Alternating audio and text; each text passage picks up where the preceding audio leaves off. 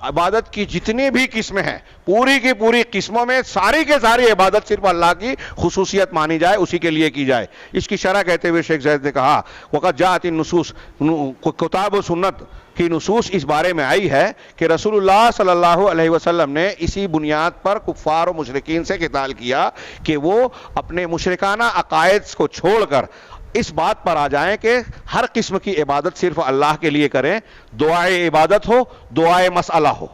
یہاں انہوں نے کہا دعا اور بیچ میں کہا دعائے عبادت، دعائے مسئلہ۔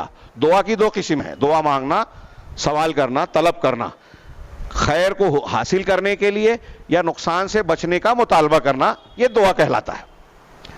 اب یہ دو قسم کی دعا جو ہے، ایک دعائے مسئلہ جس میں سوال ہو، اے اللہ مجھے روزی دے، میں روزی مانگ رہا ہوں، یہ دعائے مسئلہ ہے، سوال کی دعا ہے۔ اے اللہ مجھے بیماری سے شفا دے دے، میری مشکل آسان کر دے، میرے گناہوں کو معاف کر دے، یہ میں سوال کر رہا ہوں، تو یہ دعائے مسئلہ ہے۔ ایک دعا میں کہہ رہا ہوں الحمدللہ، ہاں الحمدللہ، سبحان اللہ، اللہ اکبر، تمام تعریف اللہ کے لیے، اللہ سب سے بڑا ہے، لا حول ولا قوت الا باللہ، اللہ کے سوا کوئی طاقت و قوت نہیں ہے، کوئی بھی یہ طاقت نہیں رکھتا کہ کسی حالت کو بدل دے ہوئے۔ یہ اس میں مطالبہ نہیں کر رہا ہوں لیکن اللہ کا ذکر کر رہا ہوں، اللہ کو پکار رہا ہوں۔ میں نماز پڑھ رہا ہوں، کوئی نماز پڑھ رہا ہے، کوئی حج کر رہا ہے، کوئی زکوٰۃ دے رہا ہے، اس میں دعاؤں کے علاوہ جو اللہ کی عبادت کر رہا ہے وہ دعائے عبادت ہے، دعائے مسئلہ نہیں، دعائے عبادت۔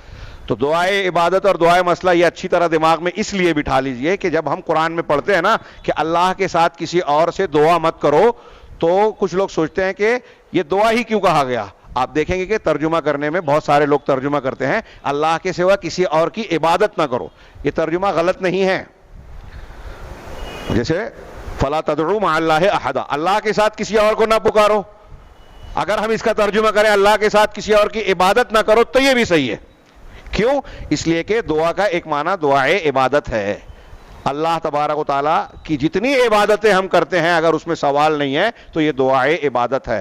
ہم اللہ کو پکار رہے ہیں بغیر سوال کے، عبادت کرتے ہوئے، تعظیم کے اعتبار سے، بندگی کے اعتبار سے، تو جتنی عبادتیں ہیں اس اعتبار سے دعا کے معنی میں شامل ہے۔ چنانچہ اللہ تبارک و تعالیٰ نے قرآن و حدیث ہمیں بتاتی ہیں، شیخ زید کہہ رہے ہیں شرح میں، قرآن حدیث بتاتی ہیں کہ اللہ کے رسول صلی اللہ علیہ وسلم نے مشرکین کفار سے قتال اس لیے کیا کہ ساری دعا، وہ دعائے عبادت ہو یا دعائے مسئلہ، اللہ کے لیے ہو، ساری نظر اللہ کے لیے ہو، اس لیے کہ نظر بھی اللہ کی عبادت ہے، اور جب اللہ کی عبادت ہے تو اسے غیر اللہ کی طرف پھیرنا کسی طریقے سے بھی جائز نہیں ہے۔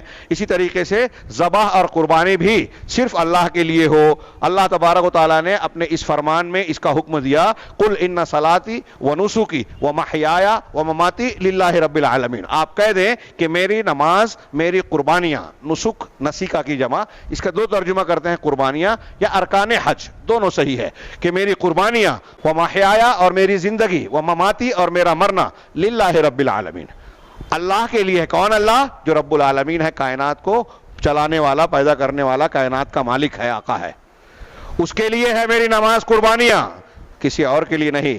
لا شریک لہو، صرف اتنا نہیں کہا کہ اس کے لیے ہے، اس کا کوئی شریک نہیں ہے، یعنی میں نماز کسی اور کے لیے نہیں پڑھ سکتا، قربانی کسی اور کے لیے نہیں کر سکتا، یہ مجھ کو حکم دیا گیا ہے۔ وَبِذَلِكَ أُمِرْتُ، اسی کا مجھ کو حکم دیا گیا ہے۔ وَأَنَا أَوَّلُ الْمُسْلِمِينَ، اور میں سب سے پہلا ماننے والا ہوں۔ اللہ کے رسول صلی اللہ علیہ وسلم کو یہ حکم دیا گیا۔